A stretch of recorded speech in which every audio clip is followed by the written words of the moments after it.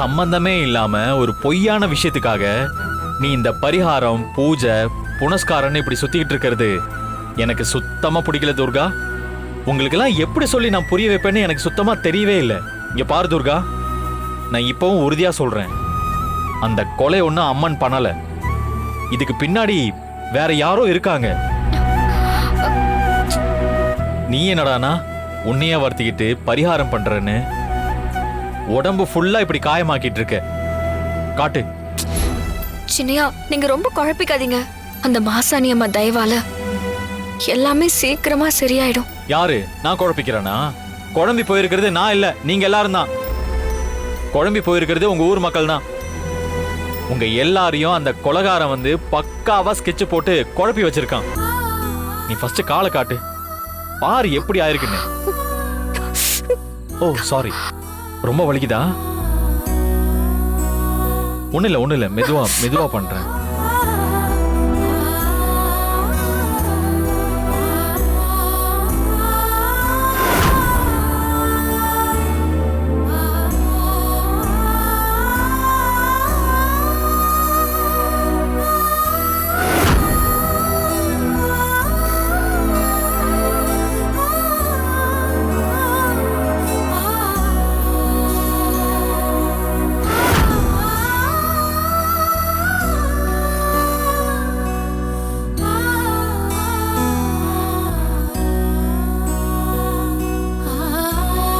அந்த காலை காட்டு.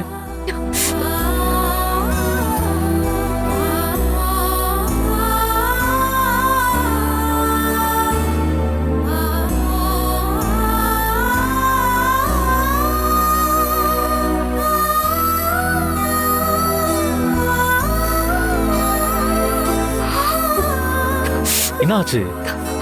இரு, மெதுவா பண்றேன். இப்போ ஓகேவா?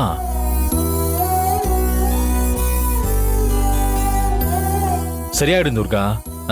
மருந்து போட்டு விட்டுருக்கேன்ல, இப்போ நீ நல்லா ரெஸ்ட் எடுக்கணும். அங்க எங்கெல்லாம் நடக்க கூடாது. நீ இப்படி எல்லாம் கஷ்டப்படுறத பார்க்கும்போது எனக்கு மனசுக்கு ரொம்ப கஷ்டமா இருக்கு. இல்ல சின்னையா, வலி கொஞ்ச நேரத்துல சரியாயிடும். நீங்க இப்படி எல்லாம் பேசுறதெல்லாம் பார்க்கும்போது இந்த கால இன்னும் எத்தனை காயத்தை வேணாலும் தாங்கிக்கும் சின்னையா.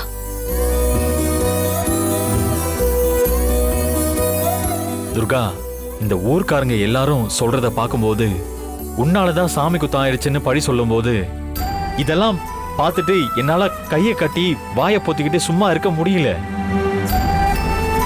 என்னோட பயமே என்னன்னா, இவங்க எல்லாருனாலையும் உனக்கோ உன் உயிருக்கோ ஏதாவது பிரச்சனை ஆயிடுமோன்னு தான்.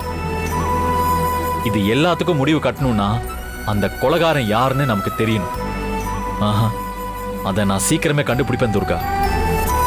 சின்னையா, நீங்க எதுக்கும் கவலைப்படாதீங்க. நீங்க நினைக்கிற மாதிரி என் உசுருக்கு எந்த பிரச்சனையும் வராது. ஏன்னா இந்த உசுரு எங்க அம்மா கொடுத்தது இல்ல, அந்த அம்மன் கொடுத்தது.